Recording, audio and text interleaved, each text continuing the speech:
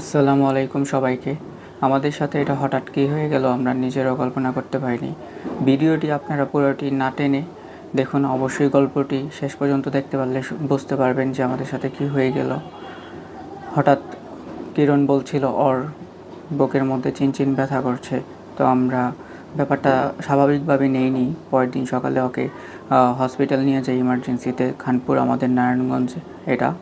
তো সেখানে নিয়ে গেলে ডক্টর বলে যে এটা বাতজ্বর, যেহেতু ওর বয়স কম, তো হার্ট অ্যাটাকের কোনো লক্ষণ তারা বোঝার পরেও মানে বয়স কম হওয়ার কারণে তারা ব্যাপারটা ওইভাবে নেয়নি। কিন্তু আমি বুঝতেছিলাম যে এটা সিমটমসগুলো হার্ট অ্যাটাকের মতো হয়ে থাকে।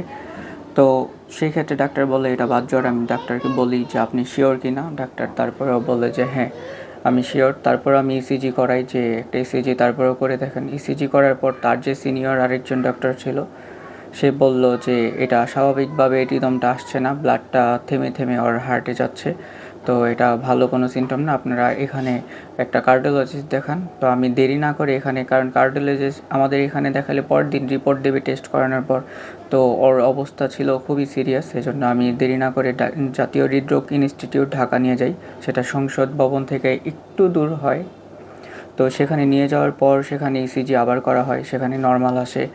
তারপর ডাক্তারকে বলি যে ওর তো কমছে না, সব কিছু ওরকমই। তারপরে একটা টপিং টেস্ট নামে একটা টেস্ট আছে, ব্লাড টেস্ট, যেটার মাধ্যমে হার্ট অ্যাটাকের সব কিছু বোঝা যায়। তো সেটাও নেগেটিভ আসছে, কোনো সমস্যাই হয়নি।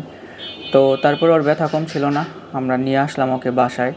এ অবস্থায় মানে একটা কী যে অবস্থা হয়, এখানে ছিল আয়াস ছোট, ওর খাওয়া দাওয়া যদিও ওর দাদি করাচ্ছিল, কিন্তু ছোটো পোলাপান মা ছাড়া তো খায় না, ওকে রাখাটা একটু টাফ হয়ে যায়। মানে হঠাৎ করে কী যে হয়ে গেল আমরা কিছুই বুঝতে পারলাম না। সেক্ষেত্রে এখানে একটা কথা অবশ্যই বলতে হয় যে আমি যখন ইমার্জেন্সিতে কিরণকে নিয়ে যাই, তখন আমার বন্ধুকে ফোন দিয়ে বলি যে আমি তখন বুঝতে পারতেছিলাম যে ওকে নিয়ে ঢাকা যেতে হবে, কারণ ওর সিমটমসগুলো খুব একটা ভালো না। তো ওকে ফোন দেওয়া মাত্র ওই বন্ধু সাথে সাথে দৌড়ে আসলো। আসলে বন্ধুত্বর ব্যাপারে এই একটা কথা বলুন যে মানুষ, বন্ধু সেই বন্ধুই ভালো, সেই বন্ধুই হলো বন্ধু, প্রকৃত বন্ধু, যে বিপদের সময় আপনার পাশে দাঁড়াবে, আপনার সুখের সময় নয়। আসলে আমি খুব লাকি, আমার এরকম 2-3টা বন্ধু আছে। আরও 2জন বন্ধুকে আমি ফোন দিতে না পারায় ওরাও রাগ করছে, ওদের আমি কেন ফোন দিলাম না। আসলে বন্ধুটা এরকমই হয়, বন্ধুত্ব। আমি সবসময় একটা কথা বলি যে প্রকৃত বন্ধু সেই বন্ধু যে আপনার সুখের সময় আপনি ফোন দিবেন তাকে, সে বলবে যে বন্ধু না আমি বিজি আছি, তোমরা সেটা করো। এবং দুঃখের সময়, আপনার বিপদের সময় ফোন দেওয়া মাত্রই সে সব কাজ সব কিছু ফালিয়ে চলে আসবে। এটা হলো প্রকৃত বন্ধুর লক্ষণ।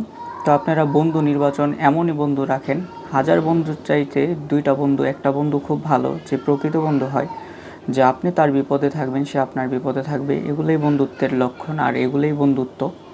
তো যাই হোক, আমরা বাসায় চলে আসি। তারপরে ওর ব্যথা কমছিলই না, প্রচুর জ্বরও ছিল পরবর্তীতে ব্যথার কারণে। তো ও সময় কাটছিলই না ওর। আমার আম্মু এই ক্ষেত্রে অনেক করছে, মানে অনেক সেবা যত্ন করছে, সেই সাথে আমিও চেষ্টা করছি। তো সবাই ওর জন্য দোয়া করবেন যাতে ও জলদি সুস্থ হয়ে ওঠে। আসসালামু আলাইকুম।